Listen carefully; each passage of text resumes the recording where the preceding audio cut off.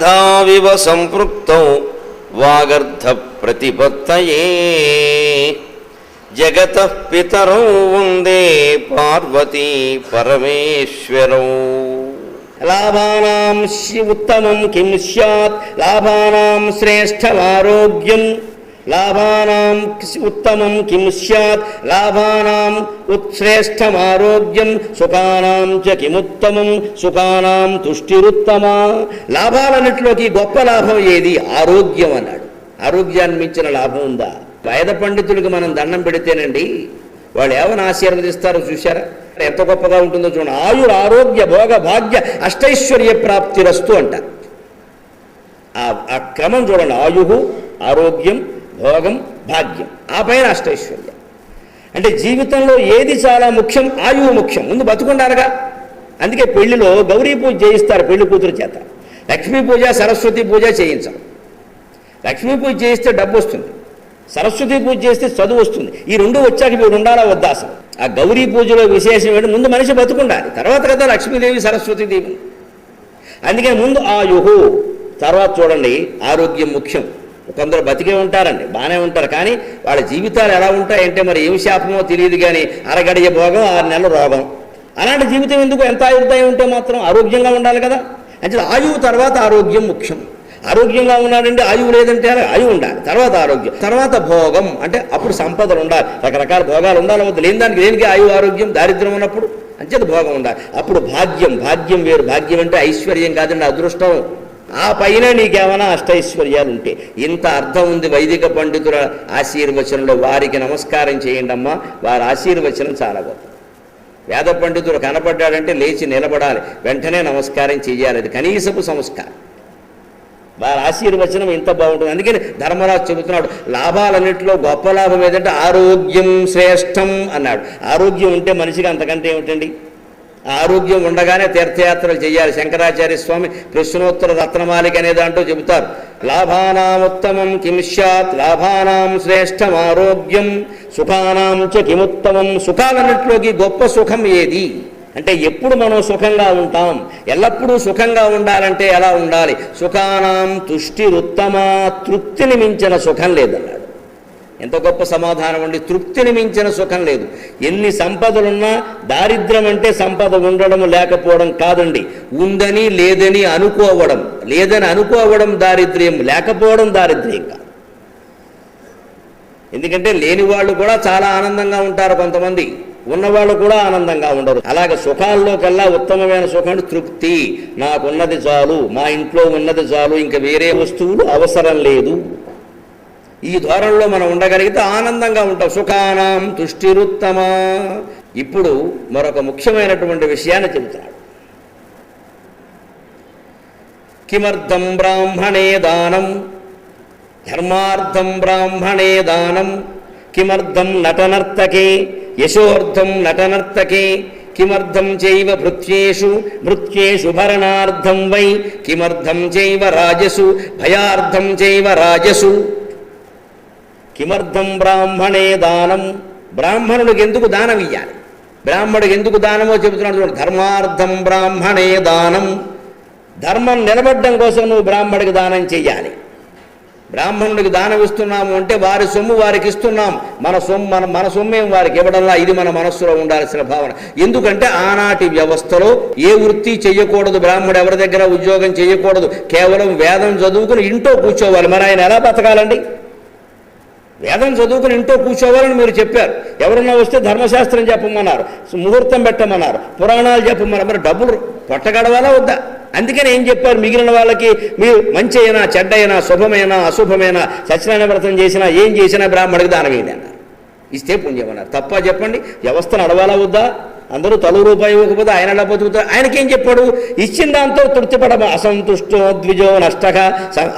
అసంతుష్టో ద్విజో నష్ట. సంతృప్తి లేని బ్రాహ్మడు జీవితంలో దెబ్బతినిపోతాడన్నాడు.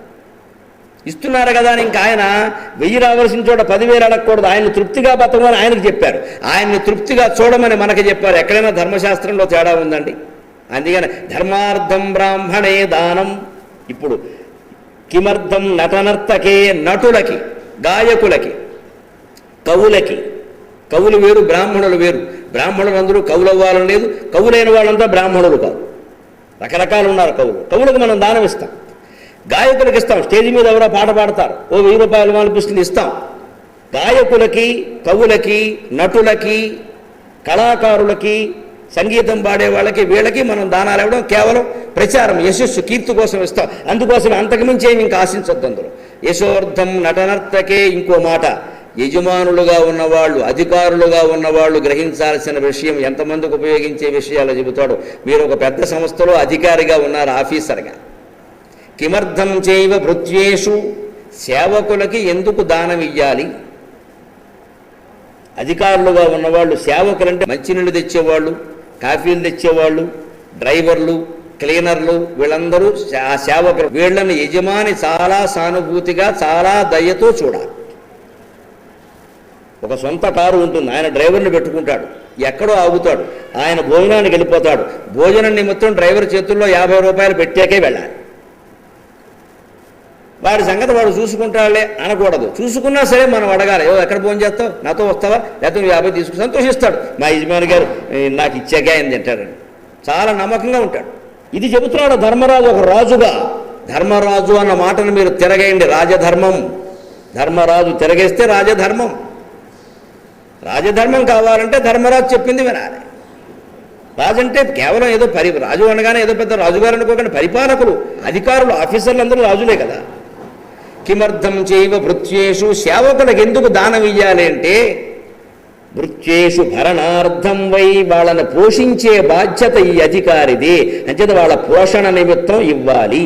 జీతం ఇస్తున్నాం కదా అంటాం మనం, జీతం ఇస్తున్నాం కదా అంటే జీతం ఇవ్వాలి. దాంతోపాటుగా అప్పుడప్పుడు కాస్త 10 రూపాయలు జేబులో పెడుతూ ఉండాలి.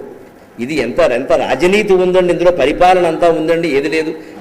కిమర్థం చైవ భృత్యేషు, భృత్యేషు భరణార్థం వై, కిమర్థం చైవ రాజసు, గవర్నమెంట్కి ఎందుకు పన్ను కట్టాలి అది కూడా చెబుతున్నాడు రాజు.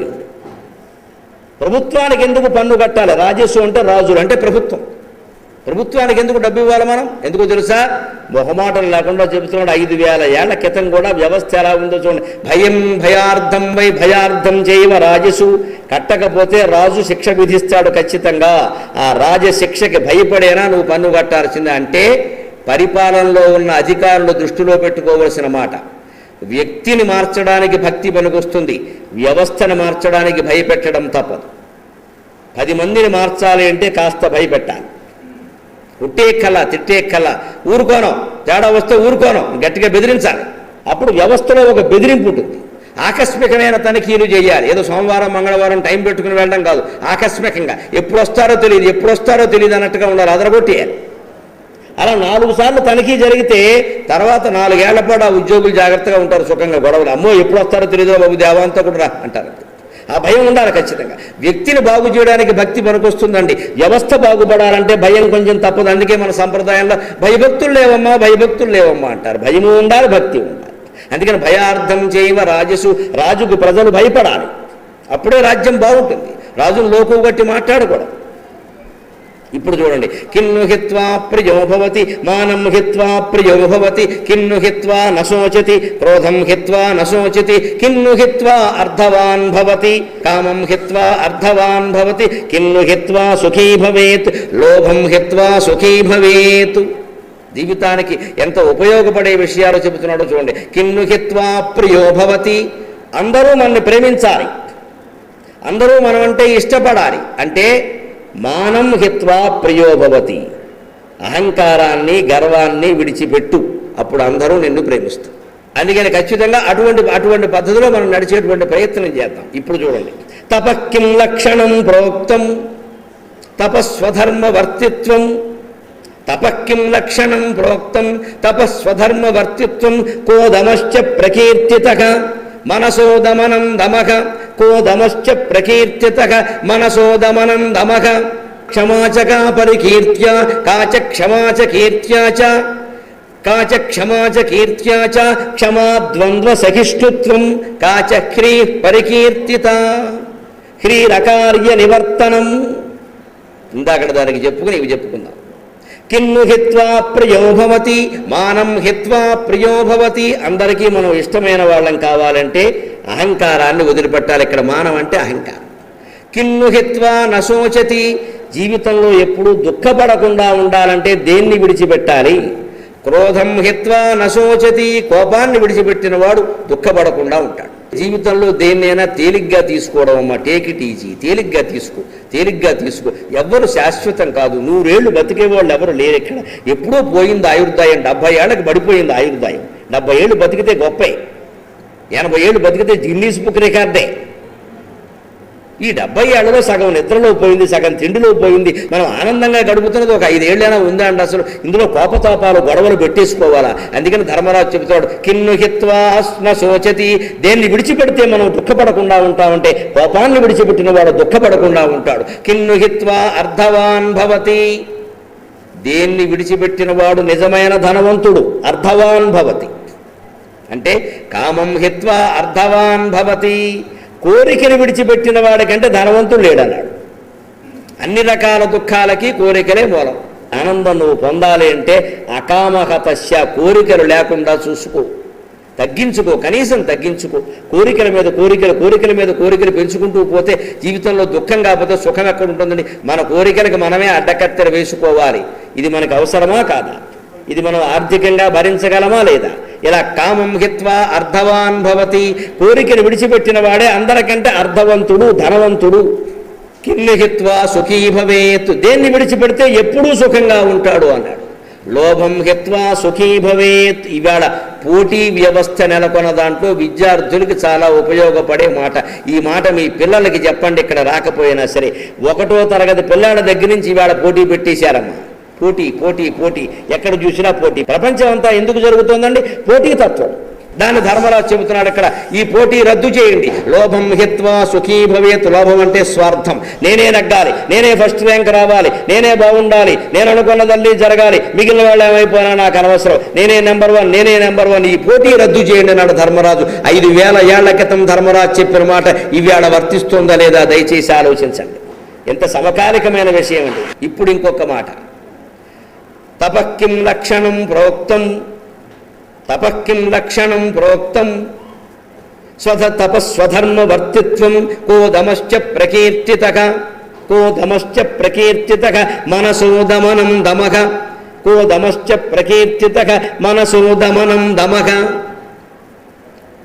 కాచ క్షమా చ కీర్త్యా చ క్షమా ద్వంద్వ సహిష్ణుత్వం కాచ హ్రీః పరికీర్తిత హ్రీరకార్య నివర్తనం. తపస్వధర్మవర్తిత్వం అన్ని వృత్తుల వాళ్ళు, అన్ని ఉద్యోగాల వాళ్ళు అందరూ గమనించాల్సిన మాట. తపస్సు అంటే ఏమిటని అడిగాడండి. తపఃకిం లక్షణం ప్రోక్తం, మనం ఎవరైనా ఏం చెబుతాం సాధారణంగా?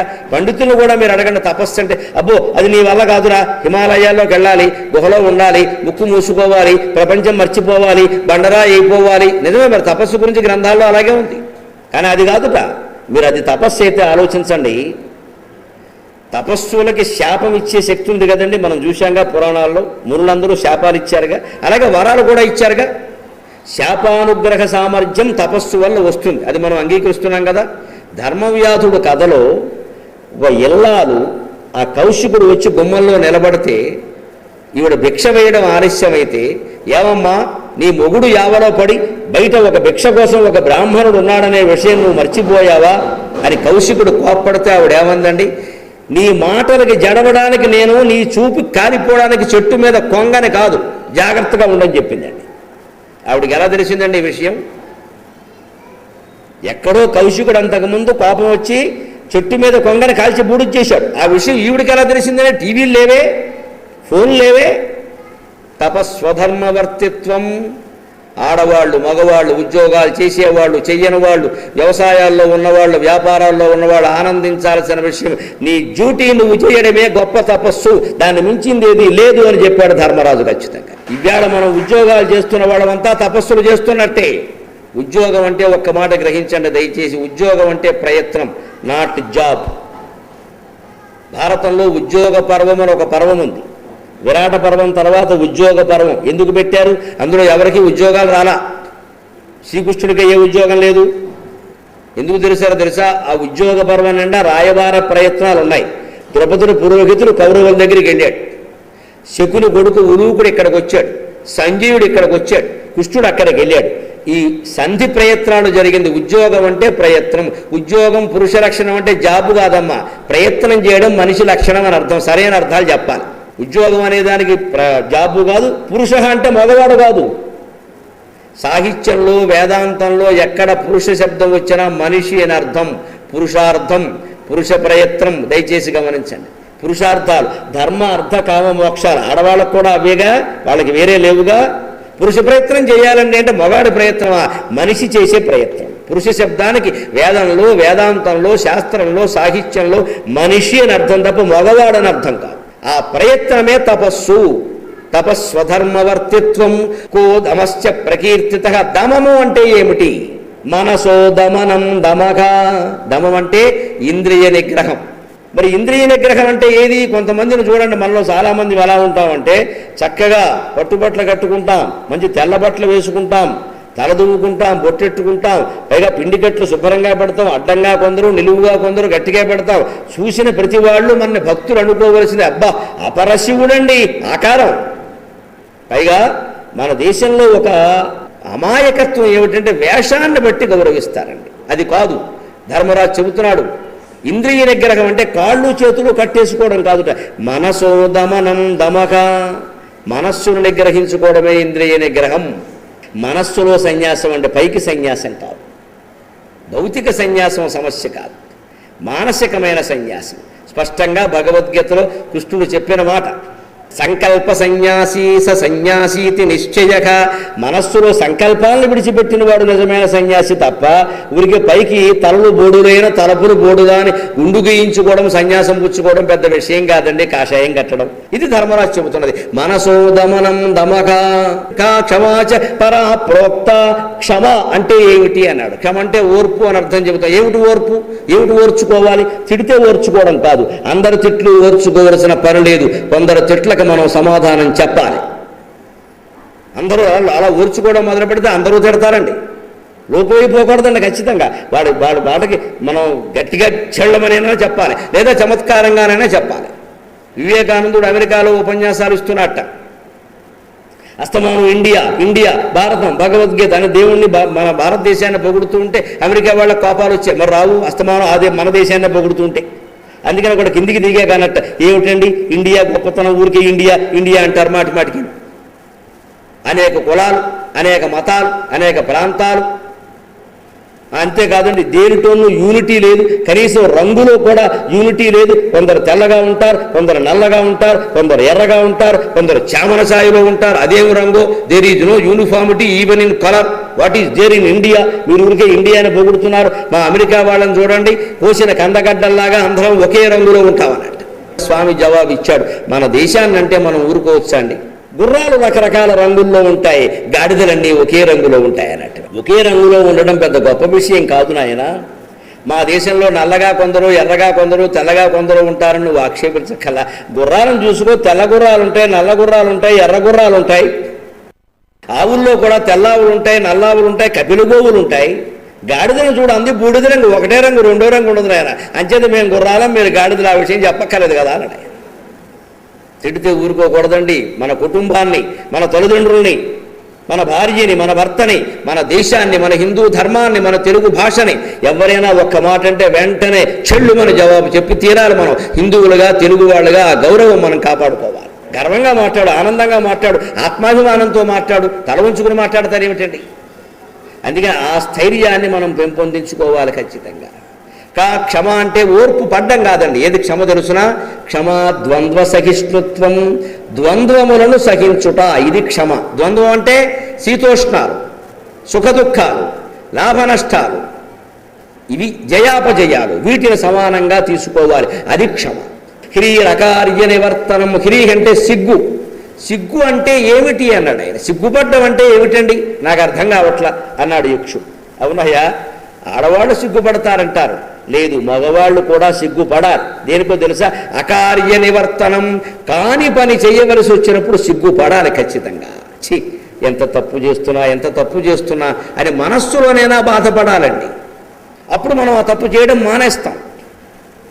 ఇది అకార్య నివర్తనం. అంటే ఒక్కోసారి చూడండి, ఉద్యోగాలు చేసేవాళ్ళకు ఉంటుంది ఇబ్బంది. కింద ఉద్యోగి అయినా పై అధికారి చెప్పినట్టు చేయక తప్పదు. పై అధికారి తప్పు ఆజ్ఞ ఇస్తే అధికారిదే దోషం, ఉద్యోగుల దోషం కాదు. కానీ వ్యవస్థలో పని నడవాలంటే పై అధికారి చెప్పింది ఉద్యోగి చెయ్యాలి, కాదనకూడదు, లేకపోతే నడవదు. నువ్వు ఆయనతో చర్చ చేస్తూ కూర్చుంటే మంచి చెడ్డ ఆయన చూసుకుంటాడు. పై అధికారి ఆయన అంటాడు నేను చూసుకుంటా, మీరు చేయండి అంటాడు, చేయడమే తప్పదు. ఆ చేసేటప్పుడు ఎలా చేయాలి? మన ప్రమేయం ఉండకూడదు, మనమేమీ ఆశించకూడదు, అందులో మన స్వార్థం ఉండకూడదు. కేవలం వారు చెప్పారు కాబట్టి చేస్తున్నా, నా ఉద్యోగం పోతుంది కాబట్టి చేస్తున్నా, పళ్ళాం బిడ్డలతో నేను బతకాలి కాబట్టి చేస్తున్నా అని ఖచ్చితంగా శ్రీశైల మల్లేశ్వర స్వామికి క్షమాపణ చెప్పేసుకోవాలి. చెప్పేస్తే భగవంతుడు ఎంత స్థితి ఇస్తారంటే వాడితోటి ఇబ్బంది లేకుండా నిన్నేనా ట్రాన్స్ఫర్ చేయించేస్తాడు శుభ్రంగా. లేదు నీకు ప్రమోషన్ ఇచ్చి వాడి స్థానంలో నిన్ను పెట్టిస్తాడు. భగవంతుడు ఏదైనా చెయ్యగలడు, ఘటన సమర్థుడు. తన భక్తుడిని తాను కాపాడుకుంటాడు ఖచ్చితంగా శివుడు. అంటే ధర్మాధర్మాల విషయంలో శంక వస్తే భయపడకుండా బాధపడకుండా ఏది తప్పనిసరి నెత్తి మీదకి వచ్చిందో అది చేసేసి శ్రీరకార్య నివర్తనం, ఈ పని చేసినందుకు నేను చాలా సిగ్గుపడుతున్నా అంటే మన కళ్ళ ముందు ఏమైనా ఘోరాలు నేరాలు జరుగుతుంటే ఎలా స్పందించాలో భారతంలో శ్రీకృష్ణుడు స్పష్టంగా చెబుతాడు. ఆ నేరాన్ని ఆపగలిగితే ఆయుధం పెట్టి ఆపేయి. ఆయుధం పెట్టి ఆపాలనుకుని తప్పదండి. ఆయుధం పెట్టి ఆపగలిగితే నువ్వు వీరుడివైతే ఆపేయి, లేకపోతే మాటలతో తిట్టగలిగితే తిట్టు, అసహ్యించుకోదాన్ని తిట్టు, బుద్ధుందా లేదా అని అడుగు. అది కూడా నీ వల్ల కాకపోతే అక్కడి నుంచి వెళ్ళిపో, బాయ్కాట్, బహిష్కరణ. అది కూడా నీ వల్ల కాకపోతే ఒకవేళ నిన్ను అక్కడ స్తంభానికి కట్టేస్తే నువ్వు బయటికి వెళ్ళలేని పరిస్థితి ఉంటే కనీసం మనస్సులో ఛీ ఏమిటిది, నేను ఇక్కడ ఉన్నాను, నా బతుకిలా అయింది, ఇంత ఘోరం జరుగుతుంది, నా ఎదురుగా అమ్మాయికి అంత అన్యాయం జరుగుతుంది, నేను మగాడిని అయ్యిండి కాపాడలేకపోతున్నాను, అయ్యయ్యో అని మనస్సులో అనుకో, నమశివాయ అనుకో. అప్పుడు కనీసం ఆ పాపం నీకు అంటదు అన్నాడు కృష్ణ పరమాత్మ. ఆ మాత్రమేనా చెయ్యలేమా అండి? మనస్సులోనైనా అసహ్యించుకోలేమా?